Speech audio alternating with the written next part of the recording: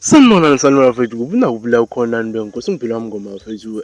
Bafethu, ngaphandle kokuthi ngichithe isikhathi, ngicela ukuthi uma uqala ukubuka le YouTube channel sicela ucofe isibhathani esibhalwe subscribe uzoba uqala ukuthola indaba kule YouTube channel. Bafethu ehamba phambili namhlanje bafethu, singasho ukuthi ezayisona.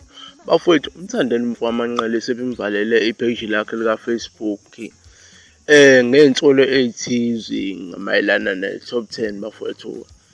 Bafowethu ake ngibuze la kuthini ukuphawula wakho bafowethu ngenxa yokuthi lapha ku Facebook uthi bavale i-page lika Umthandeni. Nami bafowethu ngithi ngingena lapha ku Facebook osukwini la izolo bafowethu ngithola ukuthi hayibo ngasesha lutho kumthola Umthandeni mfowamaqele. Ngalibheka i-page lutho ngaze ngathola nje ama-fake account okanye ama-fake page la avamise ukuba khona lawa anama-likes amancane ngesikhathi ngibheka. Bafowethu kuthini ukuphawula wakho ngithi kuvalele i-page lika Umthandeni lapha enkundleni zokuxhumana bafowethu?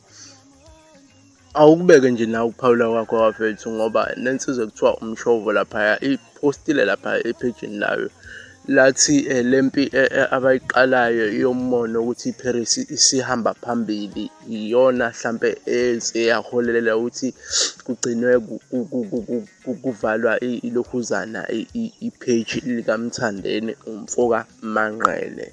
Bafowethu awukubeke lapha kuphawula kwakho lapha kuma comment section ukuze uchaze ukuthi lento singayihlela kanjani ukuthi Umthandeni egcine esivalelwe i-page ngalendlela bafowethu.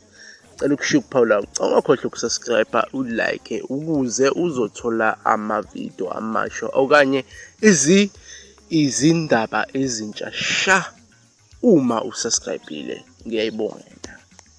Pia wamubhalwe labikhase baba nasithutha thumela le maleka. Sistutha